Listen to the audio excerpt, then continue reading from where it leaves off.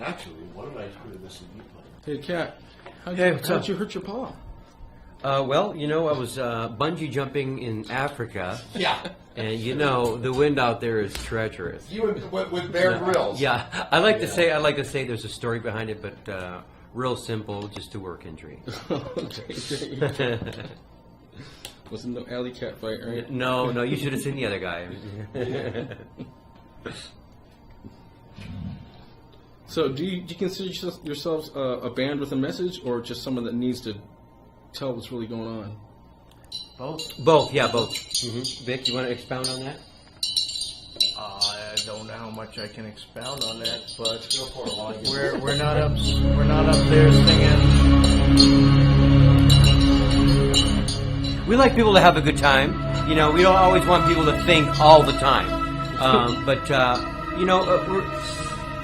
it's people need to wake up out there. That's why the Occupy is out there, because too much stuff's going on. So we can just wake up out of our haze. I think the three particular songs that you've just listened off of the Brutality of Reality, those are definitely message songs. Like we've been talking about the political situation and selling everything. War isn't political. And then this is pretty political. This was the one, Streets of Baghdad, we talked about, which is dedicated to all the soldiers and people that have been fighting over there in 2 wars. 1 war is still going on. We're still in Afghanistan. I think we're probably still more in Iraq than they really want people to know. The other songs aren't quite as they're not quite as political, but since we do have a lot. What was on there?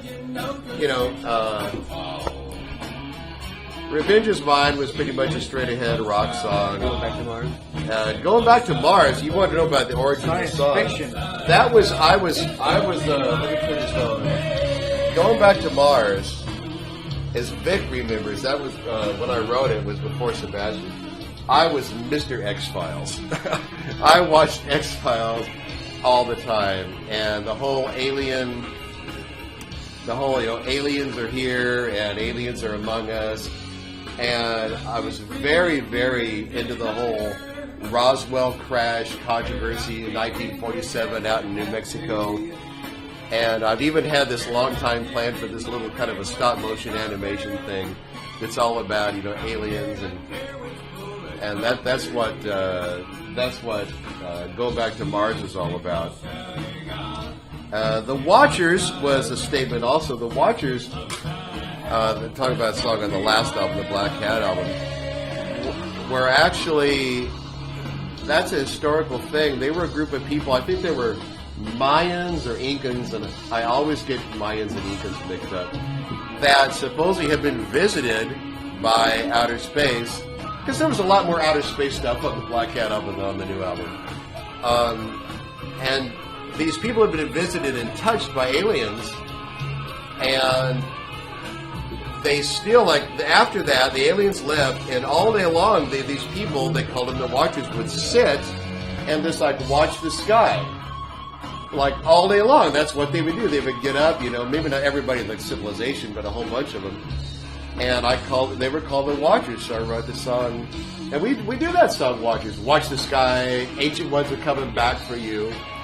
We love that song. We still play that. Can't Let Go was Sebastian's song. What did you talk about Can't Let Go? That's kind of a love song or a love lost song. I had actually just broken up with a girlfriend, and it was actually it was her perspective. I put it down on paper, and it just came out. It flowed. I just had an accident. I was physically attacked, and part of that was in there. And sometimes you just you want something, and you just can't let go. So this is that's why I wrote the song. And when Don comes back, he's going to talk about Right Hand Man. Is that as political as you get? That's true. God, it's that was, I almost forget. that song was written back in the. That was really written about Bob Dole. Frankly, Senator Bob Dole was running for president, and well, this is kind of really dating it, but I thought Norm Macdonald every week on Saturday Night Live just did the most dead nuts on Bob Dole. But I'd read this book about all the money he got from all these Archer Daniels Midlands and all these companies, the farm companies, agribusiness and stuff. It was the money in the airplanes and stuff, and that was what that was written about. This unending, you're the money machine. Yeah, that was very political. That was just about all the money that comes in. And it kind of, a lot of people figure the right-hand man was Dick Cheney, the right-hand man to President Bush. So we really, it was sort of a constituted of Dick Cheney and Bob Dole. I just thought these people, but it's that, it almost could be the same frame of mind I was in with Power Junkie. These people that get in power, and they like the jets, and the corporation's giving them the jet to fly around. And, you know, with the Secret Service guys with the dark glasses and everything, it's kind of the same theme. Now, which historical rock and roll icon do you think would make a great president? Wow, that's a good question. Historical. Doesn't have to be present. Springsteen. Good one. Springsteen. It's a good He's one. an intelligent guy. Yeah. I mean, I think he listened to all sides of the coin. Right. He's not really extremely one way or extremely another way. And yeah, educated person. I like Bono. I like Bono myself. Maybe if Bob Marley was still alive and he was American, we could have legalized. I see you all laugh about that. Yeah. But I think some of the rock and roll icons, even the ones in the far past that paved the way, got a John better Lennon. pulse on what the American public really is all about and what they need. If anything, I would vote for a real musician, not someone that pretends to play the saxophone.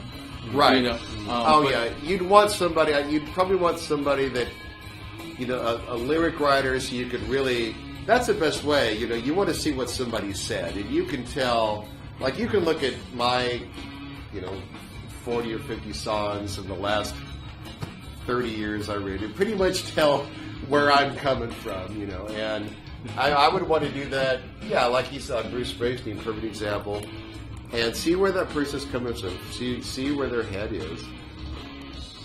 And Bono, you know, although, you know, as political as he is, and he's just written some great songs. We do a U2 song. We do Vertigo. Vertigo. Yeah, we do Vertigo. From How to Dismantle a Gets Atomic people Bomb. up and dancing. It's Yeah. fast paced. And it's that, I don't even think that's really a political song. It's a social commentary song about how it's kind of, it's another one of those all the girls want to do is dance. Really, the girls can dance, but it's just done so well that, and plus, Fine musicians. yeah, I saw them do that on the Super Bowl, and he had the same guitar I have, so it's like, well, we got to do that song. very cool.